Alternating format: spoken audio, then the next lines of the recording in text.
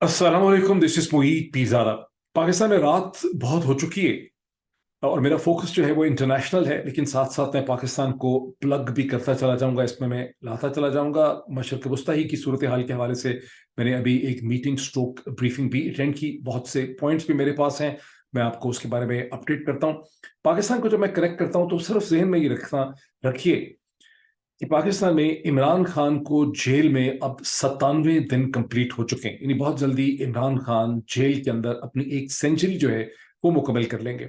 ये वही इमरान खान है, जब हम मशरक़ वस्ता की तरफ हम नजर दौड़ाते हैं, जिसने अक़वाम मुत्तहिदा में बहुत भरपूर तरीके से इस्लामोफोबिया के कॉज को उठाया था, परसुएट किया था, बड़ी परसुएसिव लीडरशिप जो है इस इशू पे दी थी। इस इमरान खान ने मलेशिया और तुर्की के साथ मिलकर एक मुस्लिम फोरम भी बनाने की कोशिश की थी, जो किसी के खिलाफ नहीं था, लेकिन आपको याद होगा कि सऊदी अरब की तरफ से उसकी बहुत ज्यादा मुखालफत हुई थी। शायद इस इमरान खान को यह अंदाजा नहीं था कि वो एक कितने कमजोर वीकेंड पाकिस्तान का लीडर है। इस वक्त सूरत हाल यह है कि इमरान खान को तो खैर 100 दिन होने ही वाले हैं, लेकिन अब इमरान खान की अहलिया के ऊपर भी बहुत से केसेस जो हैं बनाए जा रहे हैं, जिसका मैं समझता हूं कि बड़ी क्लियर थिंकिंग है केसेस बनाने वालों की तरफ से। वो समझते हैं कि इमरान खान बहुत सेंसिटिव है, हसास है अपनी अहलिया के हवाले से। खुद तो इमरान खान ने कॉम्प्रोमाइज नहीं किया, सरेंडर नहीं किया, लेकिन अगर उसको उसकी बेगम के एतबार से प्रेशर डाला जाएगा, जहनी कोफ्त होगी, हरासा किया जाएगा, तो शायद इमरान खान से अपने मुतालबात जो हैं वो हासिल किए जा सकें। ये ब्रॉड मैं आपको पर्सपेक्टिव पाकिस्तान के हवाले से इस वक्त दे रहा हूं। और तहरीक इंसाफ का के खिलाफ जो क्रैकडाउन है, उसका पहले तो मैंने जिक्र किया ही कि नई लिस्टें बन चुकी हैं। पंजाब में सिर्फ लाहौर शहर के अंदर पुलिस ने एडमिट किया कि 884 जो वर्कर्स हैं उनकी लिस्टें हैं जिनकी गिरफ्तारियों के लिए छापे वगैरह, तो सब मैं जिक्र कर चुका हूं पिछले एक से ज्यादा वीलॉग्स के अंदर। लेकिन अब एक नई सूरत हाल ये भी है कि जहां कहीं भी तहरीक इंसाफ के वर्कर्स कोई कन्वेंशन करना चाहते हैं, किसी होटल में सेमिनार करना चाहते हैं, किसी जगह मिलना चाहते हैं जहां 100-50 लोग इकट्ठे होने की कोशिश करते हैं, तो उन्हें उनके खिलाफ जो है वो केसेस बनते हैं और उनकी गिरफ्तारियां होती हैं, या वहां पे पुलिस आती है, वो इंटरप्ट करती है, उसको डिसरप्ट कर देती है, तोड़ फोड़ करती है। अब जरा गौर कीजिए ये कैसे मुल्क में हो रहा है जहां इलेक्शन की तारीख का ऐलान कर दिया गया है, जहां इलेक्शन 8 फरवरी को होने हैं और 90 दिन से कम इलेक्शन में रहते हैं, और उसके हवाले से नवाज शरीफ साहब की पार्टी और दूसरी जमातें जो है मसलसल इलेक्शन के हवाले से सलाह मशवरा कर रही हैं, एक कैंपेन रन कर रही है। नवाज शरीफ साहब कहीं सिंध में एक कोalition बनाने की बात कर रहे हैं, कहीं खैबर पख्तूनख्वा में कोalition की बात कर रहे हैं, कहीं वो बलोचिस्तान के अंदर बलोचिस्तान अवामी पार्टी के साथ एक इत्तेहाद की बात कर रहे हैं। लेकिन तहरीक इंसाफ जो फ्रॉम ऑल प्रैक्टिकल पर्पसेस, जितनी रिपोर्ट्स एक है, कोई इसमें आपको कोई एदाद शुमार देने की जरूरत नहीं है, इस वक्त पाकिस्तान की सबसे बड़ी, सबसे मकबूल सियासी जमात है, जिसकी लीडरशिप जो है वो जेल में पड़ी है। उसका चेयरमैन इमरान खान, उसका प्रेसिडेंट जनाब परवेज इलाही साहब, उसका farmer vice vice chairman Shah Mahmood Qureshi, उसका स्पीकर फॉर्मर जो है नेशनल असेंबली का असद कैसर, और बहुत से, ये तो 4-5 तो सिर्फ सीधे सीधे अटक के जेल के अंदर है। उसके अलावा उसके सैकड़ों वर्कर्स जो हैं, लीडर्स जो हैं, वो या तो गिरफ्तार हैं या रूपोश हो गए हैं, या उनको नामालूम अफराद ने अगवा किया हुआ है उनसे प्रेस कॉन्फ्रेंसेस करवाने के लिए। तो ये एक सूरत हाल है उस पाकिस्तान की जिसके लीडर ने मुस्लिम दुनिया के कॉज के साथ आइडेंटिफाई करने की कोशिश की। इस बैकग्राउंड को जहन में रखें, और इस वक्त फिर मैं आपके सामने लेकर आता हूं कि उस ओआईसी के समिट के अंदर, ऑर्गेनाइजेशन ऑफ इस्लामिक कंट्रीज का और अरब लीग का जो ज्वाइंट सेशन हुआ है, आज के दिन इख्तिताम पजीर हुआ है, जिसकी स्टेटमेंट भी हमारे सामने आ चुकी है। उसमें पाकिस्तान की कितनी विजिबिलिटी थी, पाकिस्तान का कितना रोल था। लेकिन अब इस सेशन पे चलने से पहले मैं आपके सामने थोड़ा सा हाल रखना चाहता हूं, जितना जज्बात को कंट्रोल रखते हुए मैं आपको गाजा की सूरत हाल डिस्क्राइब कर सकूं, मैं वो डिस्क्राइब करना चाहता हूं, ताकि मैं आपको एक एक्यूरेट आइडिया दे सकूं। मेरे तमाम सोर्सेज जो हैं, क्योंकि मैंने देखा है, वो टेलीग्राम भी मैं देखता हूं, मेरे पास वो इन्फॉर्मेशन भी आती है जिसको गलबन हमास रन करता है, या उसको कोई रशियन सोर्सेज जो हैं रन करते हैं। लेकिन मैं उन फैक्ट्स और अदाद शुमार पे नहीं जा रहा, मैं उन फैक्ट्स और अदाद शुमार आपके सामने रखूंगा जो सारे के सारे मुझे अमेरिकन या वेस्टर्न सोर्सेज से मिलते हैं। इसराइली डिफेंस फोर्सेस ने गाजा के जितने भी फंक्शनल हॉस्पिटल हैं, गलबन 35 में से 18 नॉन फंक्शनल हैं, या 15-16 ही फंक्शनल हैं, उन तमाम हॉस्पिटल्स का इसराइली डिफेंस फोर्सेस ने, इसराइल की फौज ने मुहासरा किया हुआ है, और इंटेंस फाइटिंग हो रही है इन हॉस्पिटल्स के गिरदो नवाह के अंदर, आगे पीछे। अलशिफा हॉस्पिटल पे मसलसल फायरिंग हो रही है। अलशिफा, इसराइल कह रहा है हम फायरिंग नहीं कर रहे, हम टारगेट नहीं कर रहे अलशिफा को, हम सिर्फ حماس کے فائٹرز کو ٹارگٹ کر رہے ہیں جو اس ہاسپٹل کے آگے پیچھے ہیں.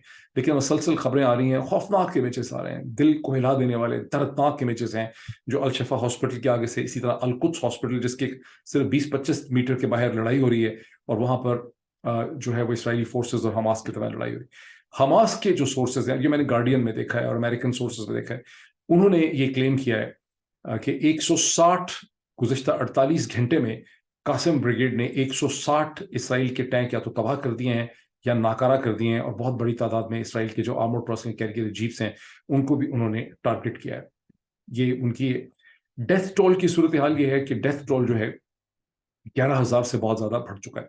اس کے حوالے سے ایک انٹرسٹنگ کنٹراسٹ ہے, تو دردناک لیکن ہے انٹرسٹنگ, کہ ویڈنسڈے کے دن امریکہ کے سینٹ کی فورن ریلیشن کمیٹی کی بریفنگ ہوئی اس حوالے سے, اور جہاں اسٹیٹ ڈپارٹمنٹ کی جو سب سے ہائیسٹ آفیشل ہیں نیئر ایسٹ کے لیے, باربرا لیف, انہوں نے بریف کیا اسٹیٹ ڈپارٹمنٹ کو, فورن ریلیشن جہاں پہ سینیٹر تھے, اور سینیٹرز نے وہاں پہ کوشچن اس طرح سے پوچھے کہ ہمیں ایسا لگتا ہے کہ جو ڈیتھ ٹول ہے غازہ کے اندر اسے بہت زیادہ ایگزیجریٹ کیا جا رہا ہے. مطلب ان کا یہ ویو تھا, کیونکہ اسرائیل مسلسل یہ کہتا ہے کہ ڈیتھ ٹول کو ایگزیجریٹ کیا جا رہا ہے, یہ جعلی فلمیں بنا رہے ہیں, یہ پی آر کر رہے ہیں.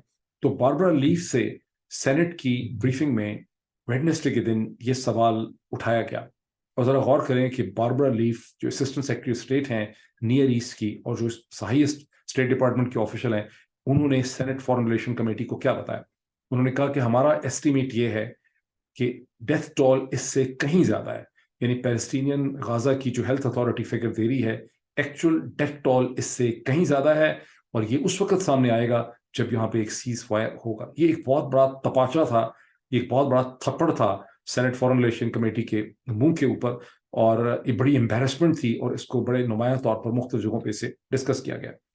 دوسری صورتحال یہ ہے کہ اسرائیلی لابی ان تمام ڈیموکریٹک کانگریس مین اور سینیٹرز کو ٹارگٹ کر رہی ہے, غالباً کانگریس مین ہیں, جس کو اسکواڈ کہتے ہیں, یہ جو left leaning liberal democratic party کا جو ایک فیکشن ہے جس کو اسکواڈ کہتے ہیں, اور اس کے 47-48 ممبران ہیں. اسرائیلی لابی نے یہ فیصلہ کیا ہے کہ ان کے اوپوننٹس کو فائنینس کیا جائے گا, ان کو پنش کیا جائے گا, اور اس کے لیے ملینز آف ڈالرز جو ہیں وہ ریز کر دیے گئے.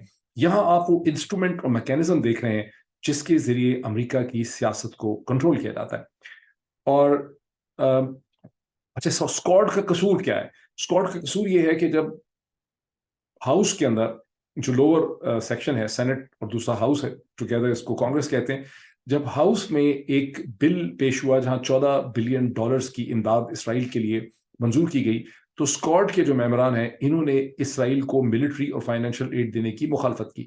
دوسرا, یہ اسکواڈ کے جو ممبران ہیں یہ مسلسل کہتے ہیں کہ سیز فائر ہونا چاہیے, جنگ بندی ہونی چاہیے ہیومینیٹیرین گراؤنڈس کے اوپر. سو اس وقت اسرائیلی لابی جو بھی دنیا میں کہیں پر یہ کہتا ہے, وہ برطانیہ میں ہو, یورپ میں ہو, امریکہ میں ہو, مسلم دنیا کو تو خیر آپ نکال ہی دیں ایکویشن سے, کوئی بھی کہیں پر اگر یہ کہتا ہے, وہ یونیورسٹی کا پروفیسر ہو, یونیورسٹی کے اسٹوڈنٹس ہوں, لبرل جوز ہوں, مسلمان ہوں, کوئی بھی ہوں, انگریز ہوں, کرسچن ہوں, جو بھی یہ کہتا ہے کہ جنگ بندی ہونی چاہیے, اس کو ڈسکرائب یہ کیا جاتا ہے کہ جنگ بندی جو ہے وہ یہ اینٹی سیمیٹزم ہے, یعنی یہ لوگ یہودیوں سے نفرت کرتے ہیں. اور میں نے ایک پچھلے ویلوگ میں آپ کو ایکسپلین کیا تھا کہ عربز اور پیلسٹینین بھی سیمائٹس ہیں, اور یہ ایک یورپین خالصاً 19ویں صدی کی ٹرم ہے جس کو مس یوز کیا جا رہا ہے. یہ ٹرم اس لیے تھی کہ جو یہودی تھے ان کے رنگ تھوڑے ڈارک ہوتے تھے, ان کے بال ڈارک ہوتے تھے, ان کی آنکھیں ڈارک ہوتی تھیں, ان کا مذہب ڈفرینٹ تھا, تو یورپ پہ ان کے ساتھ جو تعصب تھا, جو نفرت تھی, اس کے لیے یہ ٹرم اینٹی سیمیٹزم کی تھی کہ یہ سیمائٹس کو آئیڈینٹیفائی کر کے ان سے نفرت کرتے ہیں. اس زمانے میں مشرق وسطیٰ کی اور جو قومیں ہیں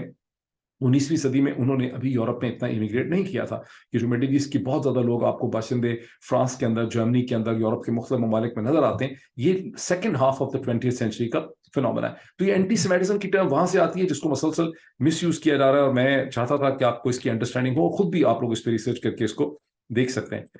جوش گروپس جو ہیں, جو لبرل جوش گروپس ہیں اور جو ریلیجس جوش گروپس ہیں, وہ مسلسل دنیا کے مختلف علاقوں میں شہروں کے اندر مظاہرے کر رہے ہیں. لندن میں ایک سے زیادہ مظاہرہ گزشتہ 24 گھنٹے میں دیکھا گیا. وہ جنگ بندی ڈیمانڈ کرتے ہیں, وہ کہتے ہیں ہیومینیٹیرین بیسس پہ سیز فائر ہونا چاہیے, وہ فلسطین کی آزادی کی بات کرتے ہیں. اور امریکہ کی یونیورسٹیوں کے اندر اور نیو یارک شہر میں بھی اس قسم کی بہت زیادہ مظاہرے ہوتے ہیں. یونیورسٹیوں کے اندر اسٹوڈنٹس مختلف جگہوں کو بند کر دیتے ہیں. براؤن یونیورسٹی میں جوش اسٹوڈنٹس نے مختلف جگہوں کو بند کر دیا, ہالز کو, ان کو گرفتار کیا. یونیورسٹی کی کیمپس پولیس نے بعد میں ان کو رہا کر دیا گیا. نیو یارک کے اندر جہاں بہت ہی زیادہ اسرائیل کے خلاف لبرل جوز نے مظاہرے کیے ہیں. میں نے آپ کو بتایا تھا کس طرح سے جو اسٹیچو آف لبرٹی ہے وہاں کو جا کے اس کو بند کر دیا تھا, گرینڈ ٹرمینل سینٹر کو بند کر دیا تھا, جو سب سے بڑا ٹرین اسٹیشن ہے جو نیو یارک سٹی کو اپ اسٹیٹ نیو یارک کے ساتھ کنیکٹ کرتا ہے. اب اسرائیلی لابی نے ایک بہت بڑی ریلی کا, کانگریگیشن کا, جلوس نکالنے کا فیصلہ کیا ہوا ہے 14 نومبر کو.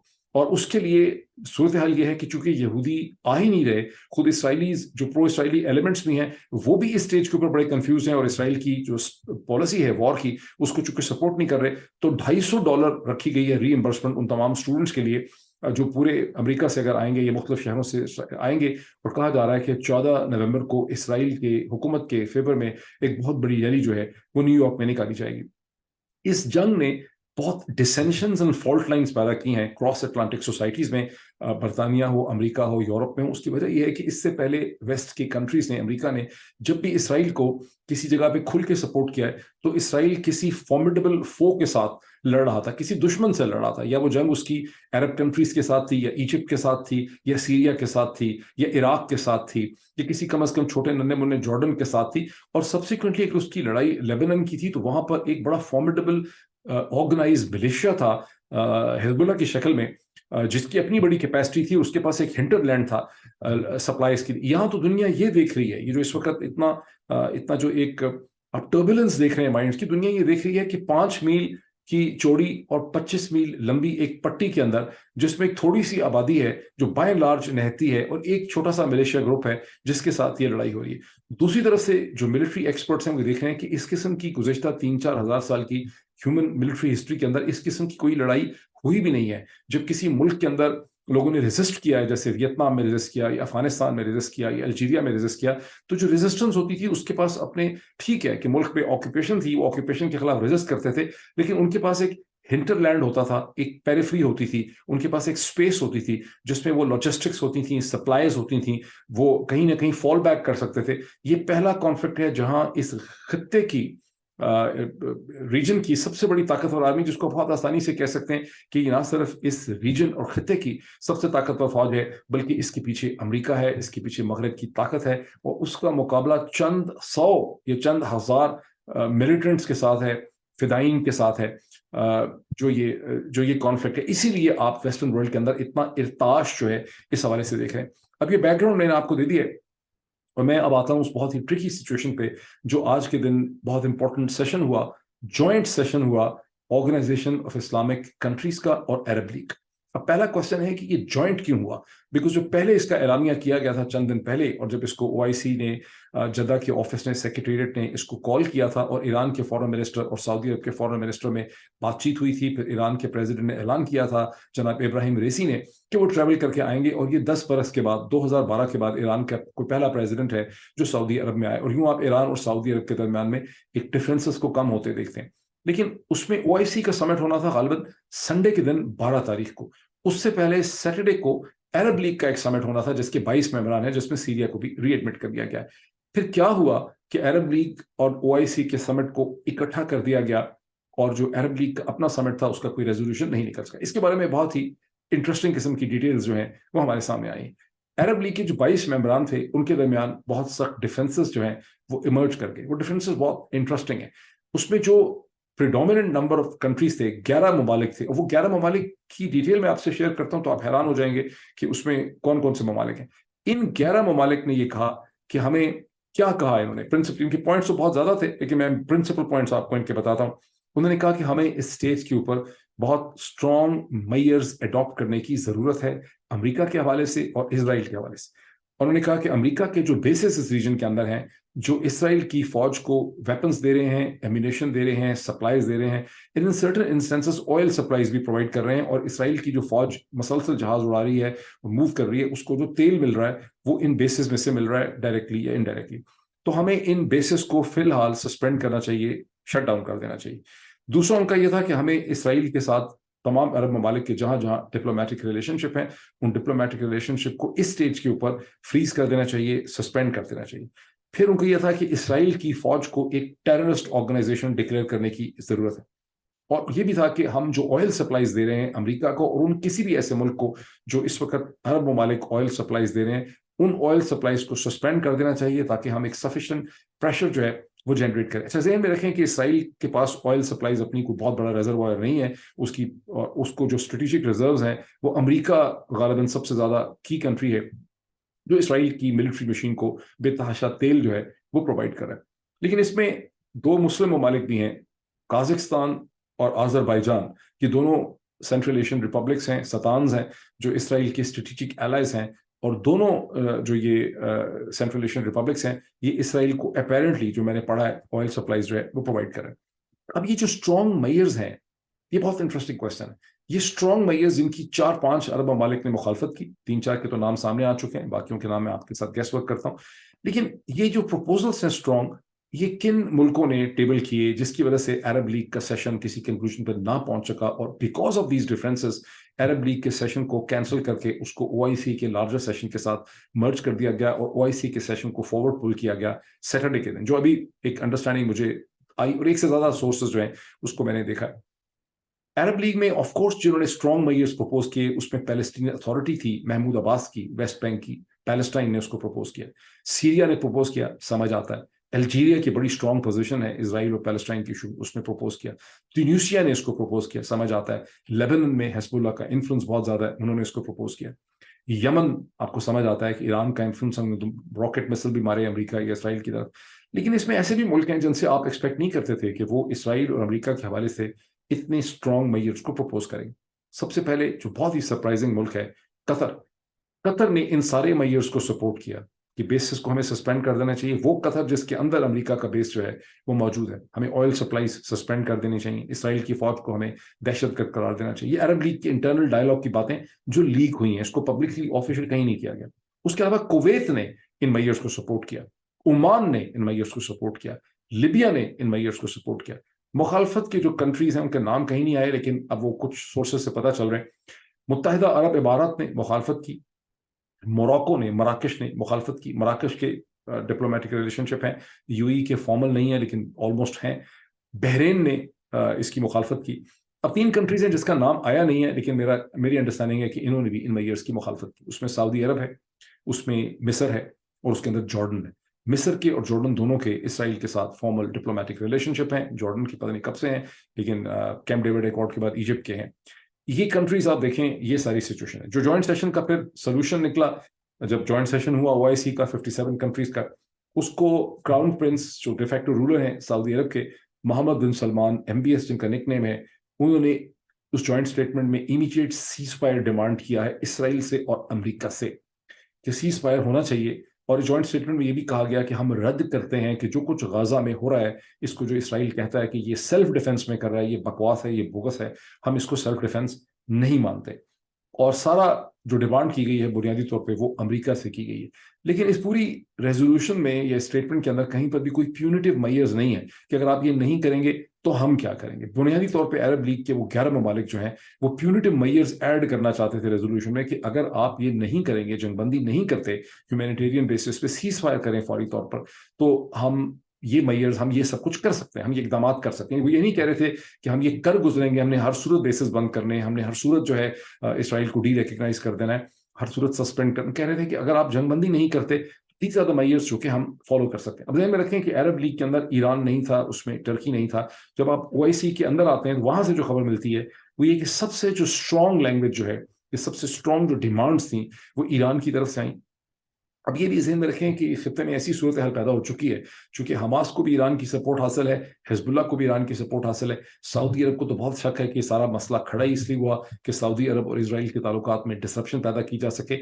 لیکن باوجود اس چیز کے سعودی عرب کو ایران کو انگیج کرنا پڑ گیا, اور دونوں کے درمیان آپ ایک گیپ کو برج ہوتے ہوئے یہاں پہ دیکھتے ہیں. اس کی وجہ یہ ہے کہ ایران نے مسلم اور عرب اسٹریٹ کے اوپر جو لیڈرشپ ہے مسلم دنیا کی اس کو چھین لیا ہے سعودی عرب سے, اور سعودی عرب جو ہے اس کو ایران کے ساتھ اکٹھا ہونا پڑ گیا ہے, کھڑے ہونا پڑ گیا ہے اس فوٹو اپرچونٹی میں, تاکہ مسلم دنیا کے اندر اس کی جو پوزیشن اور ساکھ ہے اس کو وہ برقرار رکھ سکے. بہت بڑا سبجیکٹ ہے, میں پھر اس پہ بہت کرتا رہوں گا, کوشش کروں گا. تو ایران کے جو پریزیڈنٹ وہاں پہ پہنچے ابراہیم ریسی, وہ ایک 10 پوائنٹ کا ایجنڈا لے کے آئے تھے, جس کے بہت سے پوائنٹس وہی ہیں جو کہ عرب لیگ کے اندر 11 ممالک کے پوائنٹس تھے.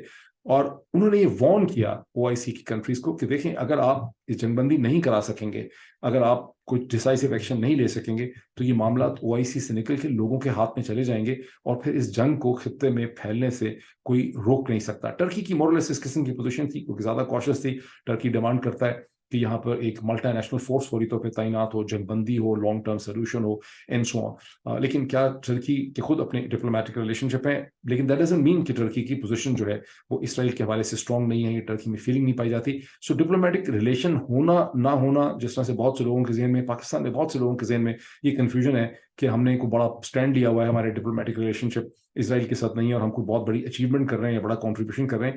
یہاں ایسا بالکل بھی نہیں ہے. جن کنٹریز کے اسرائیل کے ساتھ کسی نہ کسی قسم کے ٹریڈ ریلیشن, اکنامک ریلیشن شپ, بات چیت ہے, ان کا اسرائیل کے اوپر زیادہ پریشر پڑتا ہے. پاکستان کا اسرائیل کے اوپر کسی قسم کا کوئی پریشر نہیں پڑتا.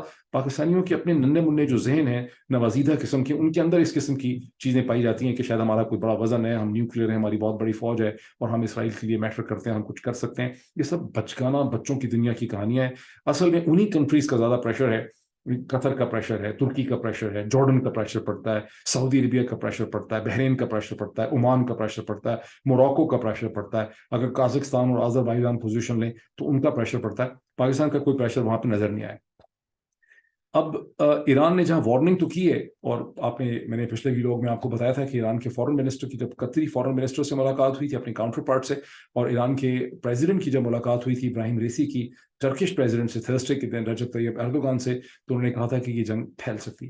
اس جنگ کے پھیلنے کے جو اثرات کے سمٹمز ہیں وہ پرنسپلی طور پہ حزب اللہ کی طرف سے آ رہے ہیں, اور حزب اللہ مسلسل راکٹس اور مسلز جو ہے وہ اسرائیل کی مختلف جو آبادیاں ہیں بارڈر کے ساتھ ان پہ پھینک رہا ہے, جس کی وجہ سے اسرائیل کی آبادی وہاں سے نقل مکانی کر چکی ہے. اسرائیلیز بھی بڑی فیروشسلی جو ہے وہ وہاں پہ ریسپونڈ کر رہے ہیں. اور حزب اللہ نے جو ایک سیکنڈ سٹیٹمنٹ دی ہے, حسن نصر اللہ نے, انہوں نے کہا ہے کہ ہم نے ایک نیا ویپن انٹروڈیوس کیا ہے جو برکان ایک مسل ہے جو پے لوڈ کیری کر سکتا ہے 300 سے 500 کلو گرام کا. اس کے علاوہ drone strikes, suicide drone strikes, یعنی سیوسائڈ سٹرائکس بھی ہو رہی ہے. میں سمجھ نہیں سکا کہ سیوسائڈ ڈرون سٹرائک کا کیا ایگزیکٹ یہاں پہ مطلب بنتا ہے. اسرائیل کے ڈیفنس منسٹر یوو گلانٹ جو ہیں, انہوں نے حزب اللہ کو یہ وارن کیا ہے کہ ہم تمہارا وہی حشر کر دیں گے, لیبنان کا ہم وہی حشر کر سکتے ہیں, بیروت کا جو ہم نے اس وقت غازہ کا کیا ہوا ہے, اور تم لوگ باز رہو اور ہم سے اتنا بڑا پنگا نہ کرو اور جنگ کو اپنے اوپر فورس نہ کرو. ایک اس میں انٹرسٹنگ چیز یہ ہے کہ ایران نے جو پوزیشن لی ہے OIC میں, ایران نے بیسکلی طور پہ ون اسٹیٹ سولوشن کی پوزیشن لی. میں نے پچھلے ویلوگ میں آپ کو بتایا تھا کہ ایران یہ کہتا ہے کہ یہاں ریفرینڈم ہونا چاہیے, آل جوز کا, پیلسٹینینز کا, ان کے ڈیسینڈنٹس کا, وہ تمام لوگ جو ہسٹوریکل پیلسٹائن میں ایگزسٹ کرتے تھے, یعنی زائنسٹ اسٹیٹ بننے سے پہلے جتنے یہودی وہاں پہ رہتے تھے ان کو بھی شامل کر لیں, فلسطینی کو بھی شامل کر لیں, اور یہاں پر ایک ریفرینڈم ہونا چاہیے, اور ریفرینڈم کے بعد معاملات کا فیصلہ ہونا چاہیے. بنیادی طور پہ ایران نے یہاں پہ کھل کے کہہ دیا. میں نے پچھلے ویلوگ میں نے قیاس آرائی کی تھی, میں نے انٹرپریٹ کیا تھا کہ ایران ایک ون اسٹیٹ سولوشن کو سپورٹ کر رہا ہے, جس میں ڈاکٹر عارف الوی نے بھی ایک دن پہلے ایسی اسٹیٹمنٹ دی تھی محمود عباس صاحب کے ساتھ بات کرتے. اس کے بعد عارف الوی کے اوپر بہت ملبہ پھینکا پاکستان کے فورن آفس نے. پاکستان کے فورن آفس کی بڑی کنکریٹ قسم کی تھنکنگ ہے. میں اگر یہ اس کو لوگ سمجھ سکیں, مجھے ایسا لگتا ہے کہ پاکستان کے فورن آفس کی کوئی زیادہ امیجنیشن نہیں تھی, اور جس طرح کے حالات پاکستان میں ہیں بیوروکریسیز کے, ہو بھی نہیں سکتی. گو کہ میں پرسنلی سمجھتا ہوں کہ بہت کیپیبل کمپیٹنٹ ڈپلومیٹ پاکستان نے پیدا کیے ہیں, لیکن تھنکنگ پھر بھی بڑی ان کی کنکریٹ قسم کی ہے, میٹیلک قسم کی تھنکنگ ہے. یہ زیادہ امیجنیشن جو ہے پاکستان کے فورن آفس میں بالکل بھی نہیں ہے. ریئیکٹ کرنے کی ضرورت بھی نہیں تھی پریزیڈنٹ پہ. حزب اللہ ایران نے کہا کہ ایک سنگل اسٹیٹ ہونی چاہیے آف پیلسٹائن. مجھے پہلی دفعہ ایک چیز سمجھ آئی ہے کہ بنیادی طور پہ جب اسرائیلی لابی یا امریکہ کے سورسز, سینیٹر, ذرائع ابلاغ کی بات کہتے ہیں, جو آپ نے سینکڑوں دفعہ سنی ہوگی لیکن سمجھی نہیں ہوگی کہ اس کا مطلب کیا ہے. وہ کہتے ہیں کہ ایران جو ہے وہ اسرائیل کے رائٹ آف ایگزسٹنس کے خلاف ہے. وہ کہتا ہے کہ اسرائیل کو, اور اس کا مطلب وہ یہ نکالتے ہیں کہ Iran stands for the destruction of the state of Israel. Iran چاہتا ہے کہ اسرائیل کو صفحہ ہستی سے مٹا دیا جائے, تباہ و برباد کر دیا جائے. اصل سچویشن ایران کی کیا ہے؟ ایران یہ کہتا ہے کہ ون سنگل اسٹیٹ ہونی چاہیے جس کے اندر فلسطینی بھی رہتے ہوں, یہودی بھی رہتے ہوں, کرسچنز بھی رہتے ہوں. یہ ایک اسٹیٹ ہونی چاہیے. وہ اس کے لیے اسٹیٹ آف پیلسٹائن استعمال کرتا ہے. اس پہ نیگوسیشن ہو سکتی ہے کہ this should be a state of Palestine and Israel. یہ پوزیشن صرف ایران کی نہیں ہے, آن اے سوفیسٹیکیٹڈ لیول میں یہی پوزیشن بہت سے اسرائیلی اسکالرس کی بھی ہے, جوش اسکالرس کی بھی ہے, اور پیلسٹینین جو مشہور زمانہ پیلسٹینین اسکالر گزرے ہیں جو خود کرسچن تھے, پروفیسر ایڈورڈ سعید جو کولمبیا یونیورسٹی میں تھے, and I had the great honor of meeting him and attending his lectures, ان کی بھی یہ پوزیشن تھی کہ ایک سنگل اسٹیٹ سولوشن ہونا چاہیے. جب ایران یہ کہتا ہے کہ سنگل اسٹیٹ سولوشن ہونا چاہیے, تو اس کی انٹرپریٹیشن یہ کی جاتی ہے کہ ایران کہتا ہے کہ اسرائیل کو صفحہ ہستی سے مٹا دیا جائے. یہ ایک ایبسٹریکشن ہے, یہ ایک ایبسٹریکٹ آئیڈیا. وہ یہ نہیں کہہ رہا کہ یہودیوں کو اسرائیلیوں کو مار دینا چاہیے, وہ کہتا ہے کہ یہودیوں کی جو اسٹیٹ ہے وہ اس شکل میں نہیں ہونی چاہیے. یہ ایسے ہی ہے, میں آپ کو اگزامپل دیتا ہوں سمجھانے کے لیے. اگر کوئی یہ کہے کہ ہندوستان اور پاکستان کے درمیان ایک کنفیڈریشن ہونی چاہیے, فیڈریشن ہونی چاہیے, انڈیا اینڈ پاکستان کی ایک اسٹیٹ ہونی چاہیے, ایک ساؤتھ ایشین اسٹیٹ ہونی چاہیے, تو اس کی اگر آپ انٹرپریٹیشن یہ کہیں کہ وہ کہیں کہ پاکستان کو تباہ کر دینا چاہیے, صفحہ ہستی سے مٹا دینا چاہیے, اس کا یہ مطلب نہیں. اس کا مطلب ہے کہ ایک ڈفرنٹ کوآپریٹو فریم ورک بھی ایگزسٹ کر سکتا ہے. اس کی بھی کبھی ہم بات کریں گے. یہ میں نے کہا پوائنٹ میں آپ کو سمجھا دوں, مجھے خود پہلی دفعہ سمجھ آیا کہ جو کہتے ہیں کہ ایران کہتا ہے کہ صفحہ ہستی سے مٹا دیں, اس کی کیا صورت ہے. اچھا, پاکستان کہاں پہ تھا؟ پاکستان کے پرائم منسٹر جناب انوار الحق کاکڑ صاحب 3 دن کے دورے پہ پہنچے جدہ میں, خرامہ ٹریول کرتے ہوئے ایک ڈیلیگیشن لے کے آئے. لیکن جتنی بھی میں نے سٹوریز دیکھی ہیں عرب پبلیکیشنز کی, امریکن پبلیکیشن کی, OIC پہ, ٹرکش پبلیکیشنز کی, مڈل ایسٹرن, جتنے بھی آج کو پتا درجنوں سائٹس ایگزسٹ کرتی, کہیں پہ پاکستان کا کوئی ذکر ہی نہیں ہے. یعنی پاکستان کے انوار الحق کاکڑ صاحب کی وہ سچویشن ہے کہ ریس کے بارے میں کہتے ہیں نا, ہی آلسو رین. جب میراتھن کہیں پہ ہوتا ہے, ہزاروں لوگ دوڑتے ہیں, اس میں جو ایک بندہ ان نون ہوتا ہے, کچھ لوگ آگے ہوتے ہیں, پیچھے بھی جو دوڑ رہے ہوتے ہیں, جن کی پارٹیسپیشن ہوتی ہے, اس میں انوار الحق کاکڑ صاحب اور پاکستان کی پارٹیسپیشن ہے. ایک وہ زمانہ تھا جب پاکستان اس قسم کی جب بھی میٹنگز ہوتی تھیں, کانفرنسز ہوتی تھیں, سیشنز ہوتے تھے, تو پاکستان کا فارن آفس آگے ہوتا تھا ڈرافٹنگ میں, ریزولوشن بنانے میں, آئیڈیاز دینے میں, سجیشن دینے میں. یہاں پر جو آپ کو کنٹریز نظر آ رہے ہیں بہت فرنٹ پہ, وہ ترکی ہے, ایران ہے, قطر ہے, سعودی عرب ہے, کچھ اور ممالک ہیں, لیبیا ہے, سیریا ہے یہاں پر, اور عراق ہے. مزے کی بات ہے عراق, یعنی عراق جس میں امریکن پلانٹڈ گورنمنٹ, لیکن یہاں پر آپ کو کہیں پر پاکستان جو ہے وہ نظر نہیں آئی. یعنی پاکستان کہیں ان نون, انڈسکورڈ, انڈکلیئرڈ بینک وینچرز کے اندر جو ہے وہ پاکستان اس میں ایگزسٹ کرتا تھا اس مومنٹ میں. اب ایک پوائنٹ میں نے جو لکھا ہوا ہے وہ یہ ہے کہ اچھا, اسی طرح سے ایجپٹ بھی خاموش ہے, جارڈن بھی خاصا خاموش نظر آتا ہے آپ کو. اس میں لیڈرشپ کا جو ڈیفیسٹ مسلم ورلڈ میں آپ کو نظر آتا ہے, میری انڈرسٹینڈنگ یہ ناقص انڈرسٹینڈنگ ہے, it can be corrected and improved, کہ 1960 اور 70s کے بعد مسلم دنیا میں کوئی بھی قداور شخصیت جو ہے وہ غالباً نہیں, مسلم دنیا کو لیڈر نہیں ملا. یعنی مسلم دنیا کو جو لیڈرشپ ملی ہے اور اس لیڈرشپ کو پھر تباہ کیا گیا, اس میں 70s کے اندر سعودی عرب کے فرما روا شاہ فیصل, لیٹ شاہ فیصل, جن کی اسیسینیشن ہو گئی بڑے مسٹریس سرکمسٹانسز میں. ایجپٹ کے انور سادات, ان سے پہلے ناصر, سادات کی بھی ہے لیکن ناصر واز اے ریئل مین, یعنی جمال عبد الناصر. اسی طرح سے انڈونیشیا کے پریزیڈنٹ سوئی کارنو, اور پھر پاکستان کے ذوالفقار علی بھٹو. عمران خان نے اپنے 4.25 برس کی حکومت میں ایک لیڈرشپ دینے کی کوشش کی, سوچا, خواب انہوں نے کیا, but Imran Khan did not. جب انہوں نے نہ صرف اسلاموفوبیا کا ایشو اٹھایا, وہ بہت پرسویسو طریقے سے, بہت ڈیسنٹ طریقے سے, وہ کوئی اگریسو نہیں تھے, انہوں نے انگیجمنٹ کرنی چاہیے ویسٹرن ورلڈ کے ساتھ. اور انہوں نے جب ملیشیا اور ٹرکی کے ساتھ مل کے ایک آئیڈیا لانچ کیا تھا پیرالل فورم کا, تو ان کا ہر کس مقصد جو ہے وہ عرب ورلڈ کو چیلنج کرنا نہیں تھا, لیکن اس کو انٹرپریٹ اس طرح سے کیا گیا. But Imran Khan didn't know کہ پاکستان کی ریاست جو ہے, جس کو کہتے تو ہیں کہ سائز بہت بڑا ہے, 24 کروڑ کی آبادی ہے, نیوکلیئر ہتھیار ہیں, فوج بہت بڑی ہے, سول ملٹری بیوروکریسی, وہ بنیادی طور پہ گزشتہ 30 برس کا جو پروسیس چلا ہے ہسٹری کا, اس میں یہ پاکستان کی ریاست جو ہے یہ بہت کمزور ہو چکی ہے. جب 1960s میں ایوب خان سعودی عرب کو وزٹ کرتے تھے تو شاہ جو ہے ان کو ایئرپورٹ پہ ریسیو کیا کرتے تھے. ایوب خان سے جنرل ضیاء تک آتے 1971 کی ٹریجڈی کے بعد پاکستان کا وہ انفلوئنس نہیں تھا, لیکن جنرل ضیاء کے پاکستان کا پھر بھی مشرق وسطیٰ میں بڑا انفلوئنس تھا مسلم دنیا میں. آخری جو پاکستانی فرما روا یا رولر یا حکومت گزری ہے وہ جنرل مشرف کی ہے, جس کی پھر بھی کوئی سے تھی, کوئی سٹینڈنگ تھی. اس کے بعد سے 2008 کے بعد سے جتنی بھی پاکستانی حکومتیں اور رجیمز آئے ہیں, ان کا کوئی اثر نہیں ہے, ان کی کوئی نہیں سنتا ہے. صرف پاکستان کے اخباروں میں اور ذرائع ابلاغ میں ایسا دکھایا جاتا ہے کہ پاکستان کی کوئی حکومت ہے, اس کی کوئی ویلیو ہے اور ابھی کو بڑا ہمارا سنتا ہے. کچھ نہیں سنتا. میں پرسنلی بھی میں نے اس کو ایکسپیرینس بھی کیا ہوا ہے کہ کوئی کچھ اس کی اوقات ہی کوئی نہیں ہے ہمارے کچھ کہنے سننے کی وہاں پہ. لیکن اس کی جو وجوہات ہیں وہ یہ ہے کہ پاکستان کا نہ تو کوئی اسٹریٹجک ویژن تھا, نہ اس کا کوئی اکنامک ویژن تھا. ایک ایگزامپل اگر دے دیتا ہوں تو بات سمجھ آ جاتی. جب امپورٹڈ آئل کے اوپر, امپورٹڈ فرنس آئل کے اوپر انرجی پروڈکشن کا ارلی 90s میں فیصلہ ہوا, تو پاکستان میں کوئی ایسی پولیٹیکل کلاس نہیں تھی, نہ پاکستان کی اسٹیبلشمنٹ کو خیال آیا کہ اس کی لانگ ٹرم پاکستان کی اکانومی کے اوپر کس قسم کی امپلیکیشنز ہوں گی. वन प्रिंसिपल डिसीजन, जब हम हाइड्रो इलेक्ट्रिक पे रिलाय ना कर सके, हम कालाबाग और दूसरे डैम ना बना सके, हमें तो दर्जन भर डैम बना लेने चाहिए थे स्टार्टिंग फ्रॉम 1980s 90s 2000। 40 बरस गुजर गए हैं। वर्ल्ड बैंक का तो बाकायदा इसके बारे में ब्लूप्रिंट था कि पाकिस्तान को ये डैम बनाने होंगे आफ्टर तरबेला एंड मंगला, लेकिन हमने नहीं बनाए। तो इकोनॉमिक विजन का फेलियर और उसके साथ फिर स्ट्रेटेजिक विजन का फेलियर, उसका नेट रिजल्ट ये है कि आज पाकिस्तान के अनवारुल हक काकड़ साहब को कोई जानता भी नहीं है, कि उनको पाकिस्तानी डेलीगेशन ही जानता होगा, जिसने उनको रिसीव किया होगा होटल में, उनको उनका पता होगा। लेकिन खुद अनवारुल हक काकड़ साहब, मैंने देखा है कि वो अपने आप को उनको एक खासी मिसअंडरस्टैंडिंग हो गई है, या उनके अंदर कुछ कहते हैं चढ़ गया है, वो अपने आप को समझ रहे हैं कि मैं को बहुत इंपॉर्टेंट कैरेक्टर हूँ। बिकॉज लम्स में जिस लड़के ने उनसे लेट आने का सवाल पूछा था, उसको जब अनवारुल हक काकड़ साहब ने डांट पिलाई, तो आप उनका जरा लहजा देखें, और उसमें उन्होंने ये भी कहा कि बेटे मैं बड़ा इंपॉर्टेंट काम कर रहा था, कैबिनेट की मीटिंग थी, और अल्लाह करे कि आप तरक्की पाके इस किस्म की पोजीशन पे आ सकें। उस जुमले का जरा एनालिसिस करें कि वो अनवारुल हक काकड़ साहब, जिन्हें मिलिट्री इस्टेब्लिशमेंट अपने एक स्पोक्स पर्सन की हैसियत से कॉस्मेटिक ऑप्टिक्स रीजन की वजह से बिल्कुल सेफ समझ के लाई कि भाई इसकी अपनी कोई थिंकिंग नहीं है, उर्दू अंग्रेजी बोल सकता है, स्मार्ट आदमी लगता है, प्रेजेंटेबल है, वो अनवारुल हक काकड़ साहब अपने आप को हिस्ट्री के किसी प्रोसेस का हिस्सा देख रहे हैं। यहाँ पे भी एक छोटा सा कॉमेंट है, ऐसे आप सिचुएशन को समझ सकते हैं।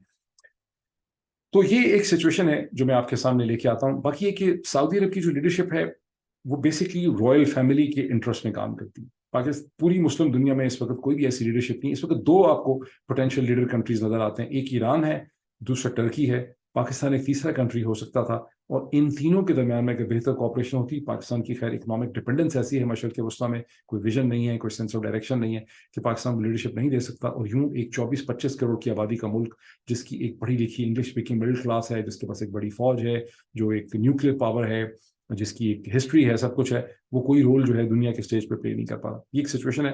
अगर किसी को बहुत दुख हो, मुझे भी बहुत दुख है इसको डिस्क्राइब करते हुए, यकीन मानिए, लेकिन एक्यूरेट सिचुएशन ऐसी ही है जो मैंने आपके सामने डिस्क्राइब की है। और बहुत जल्दी stay connected with me on this platform. Thank you.